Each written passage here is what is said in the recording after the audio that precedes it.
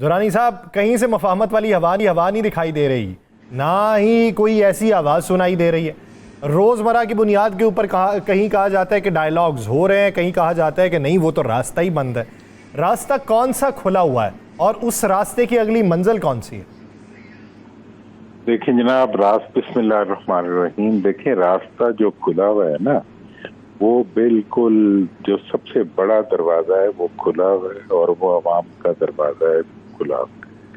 अवाम आपस में मुफाहमत कर चुके हैं, एक हो चुके हैं। जब 90% अवाम एक जगह पर खड़े हो जाते हैं, उसके बाद हर मुफाहमत में होना होता है, नहीं भी होना होता तो अवाम जो है वो कान पकड़ के करवा देते। ये मैं आपको बता दूं।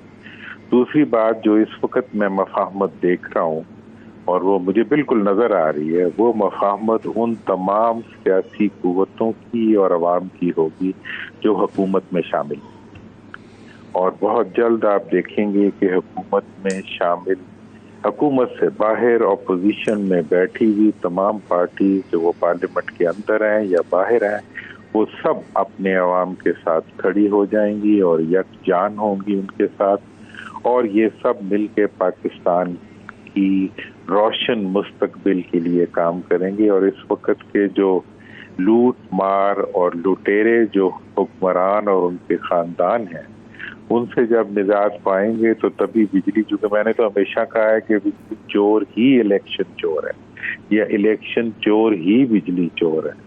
और इलेक्शन चोर जो है यही वो लोग हैं जो अवाम के ख्वाबों को जिन्होंने चुराया है, अवाम की मुस्तकबिल को जिन्होंने लूटा है। इसलिए ये अब बिल्कुल इकट्ठे हो चुके हुए हैं, एक ही सुराख के अंदर और एक किनारे के अंदर लगे बैठे हैं।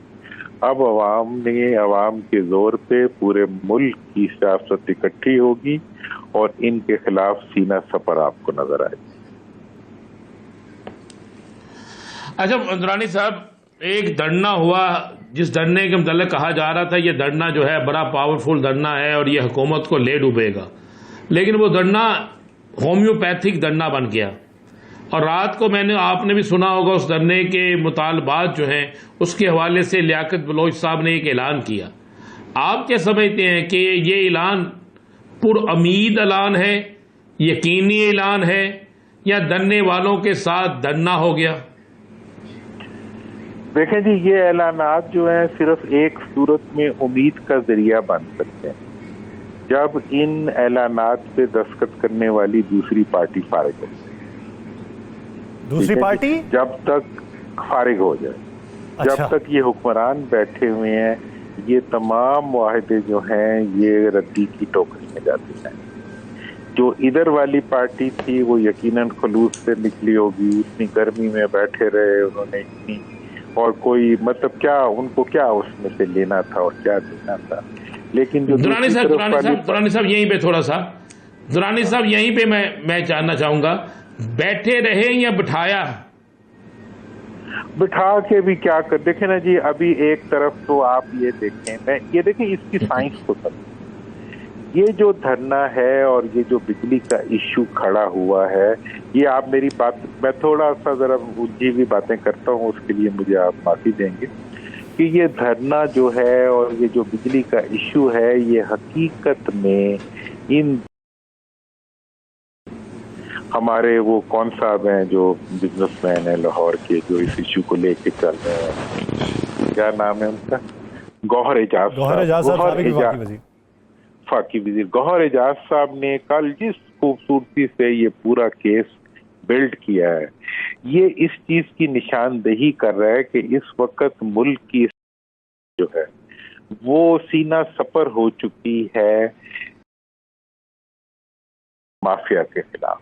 और वो इस वक्त, और ये जो पावर प्लांट्स का माफिया है, ये 70% ठीक है जी।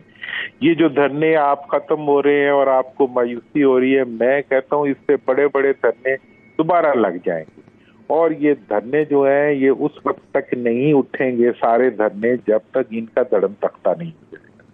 ये देखें, सियासत और जो सियासी डेवलपमेंट्स होती हैं वो बड़ी आहिस्ता आहिस्ता होती हैं। मतलब आज से महीना पहले हसीना वाजिद ऐसे लगता था कि अगली नस्लों तक जो है वो बांग्लादेश के ऊपर हाकम रहेगी। हाँ? आज उस बेचारी की बकाया जात भी कहीं नजर नहीं आती। इन्होंने जितना आवाम को दुख दिया है, अब इनका दुख लेने की बारी है और इन्हें नहीं समझ आ रही कि वो दुख जो है वो इनके सरों के ऊपर किसी तलवार की तरह लटका। और अगर ये समझ जाएं तो फिर भी भला होगा, वरना ये यही चक्कर देंगे जी हमने मुआहदा कर दिया और हम जो है 1 महीने में ये कर देंगे। 1 महीने में उस वक्त करेंगे जब अपने बच्चों को अपने घरों से निकालेंगे, जब अपने बच्चों की फैक्ट्रियां बेचेंगे, जब अपने बच्चों की लूट मार खत्म करेंगे, तब भी कुछ देंगे ना आवाम को, उसके साथ तो नहीं दे सकते।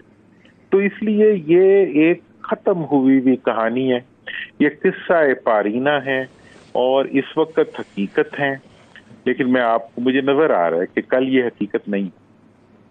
अच्छा दुरानी साहब, ये बताइए कि इस वक्त पाकिस्तान मुस्लिम लीग नून और पाकिस्तान पीपल्स पार्टी बिलखुसूस ये 2 जमातें, ये अदलिया के साथ मत्था लगाने वाली बात है कि जो अभी इन्होंने कानून पास किया जिसमें आज बिलावल भुट्टो जरदारी ने तो बाकायदा तौर पे ये कह दिया कि अदलिया मुदाखलत करती है जमहूरी निज़ाम के अंदर। क्या ये एक नया नैरेटिव चाह रहे हैं या इनकी इंटेंशंस कुछ और हैं? ये मुल्क जो है ये अब किसी अनसर्टेनिटी का और किसी किस्म की कानून शिकनी का, अब वो आइन शिकनी का बोझ नहीं उठा सकता। तो आइन को अगर मानना है अब अदालतों से जनाब, ये कहते हैं कि जी हमने कैंडिडेट्स को सीटों से रस्सियों से बांध दिया, उन्हें बांधा हुआ था, उसके बाद उन्होंने चूंकि पेपर जमा नहीं कराए तो इसलिए अब उनके पेपर जमा नहीं हो सकते। भुट्टो साहब ने भी यही किया था 77 के इलेक्शन में कि जान मोहम्मद अब्बासी को उठा के ले गए थे और उसको पेपर जमा नहीं कराने दिए थे और तमाम चीफ मिनिस्टर्स को भी इसी तरह किया। ये कौन से कानून की बात करते हैं, कौन से इंसाफ की बात करते हैं? इन्हें शर्म भी नहीं आती? ये आइन, कानून, इंसाफ, मतलब एक नेचुरल जस्टिस और एक अंधों की जस्टिस जिसको नजर आता है उसको भी नहीं मानते और ये कहते हैं कि जी हम जो है हम आइन के पास पाने। इन्हें अपने जो लीगल टीम है कम से कम, और इन्हें जो समझाने अब तो चंद लोग रह गए हैं जो इनके साथ खड़े होते हैं और तो कोई नजर भी नहीं आता। इनकी अपनी पार्टी, और मैं देख रहा हूँ कि नून रहेगी सिर्फ मुस्लिम लीग रहेगी और रहेगी या सिर्फ मुस्लिम लीग रहेगी। यही जो चीज़ है कि इस सूरत हाल के अंदर पाकिस्तान किसी और अदम इस्तेहकाम का जो है मुतहम्मिल नहीं हो सकता।